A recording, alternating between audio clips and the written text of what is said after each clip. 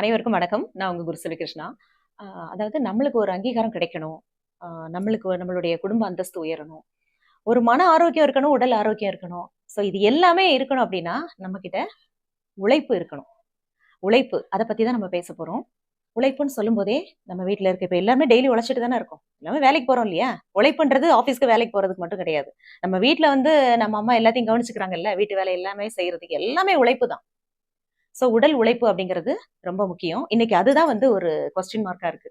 ஏன்னா 75% எல்லாருமே வந்து தொழில்நுட்பத்தினால என்ன பண்றாங்க? அதாவது மைண்டுக்கு தான் நம்ம வேலை குடுக்குறோம். உடம்புக்கு வந்து வேலையே இல்ல ரொம்ப. அப்ப அந்த இடத்துல வந்து அதாவது வருமானம் அதிகமா இருக்கு. அப்புறம் அதெல்லாம் கொண்டு போய் மெடிக்கலுக்கு நம்ம செலவு பண்ண வேண்டியதுதான். அவ்வளவுதான். மருத்துவ செலவு தான் அதிகமா இருக்கும்.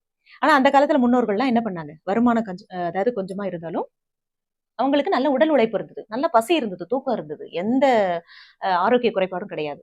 ஸோ அதுதான் வந்து மெயின். அதுக்கப்புறம் நம்ம குழந்தைங்களுக்கு வந்து நெறைய விஷயங்கள் அதாவது நம்ம உழைப்போட முக்கியத்துவம் என்ன?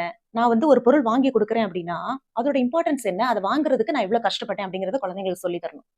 இல்லன்னா அதோட இம்பார்ட்டன்ஸ் தெரியாமலே கேட்க கேட்க நான் கஷ்டப்பட்டேன்.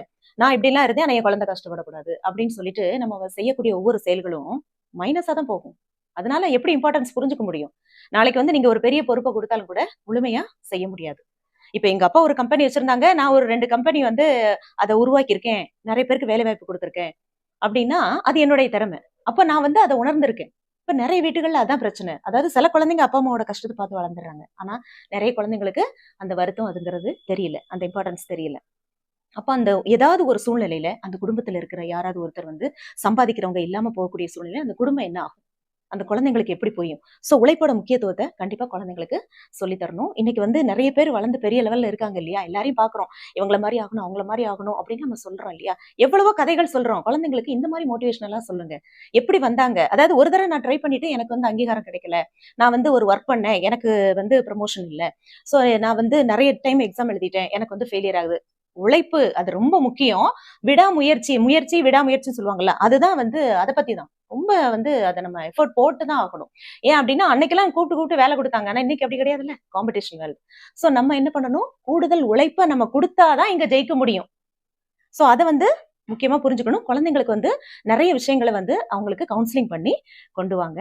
அதாவது நல்ல முயற்சி பண்ணு. கண்டிப்பா ஜெயிக்க முடியும். கடின உழைப்ப குடுக்கணும் அப்டிங்கிறதெல்லாம் சொல்லுங்க. அப்புறம் வந்து இந்த உழைப்பு அப்படிங்கிறது வந்து எல்லா உயிரினங்களுக்கும் இருக்கதான் செய்யுது. எல்லாமே வந்து அதோட பசிக்காக வந்து உழைச்சிட்டு தானே இருக்கு.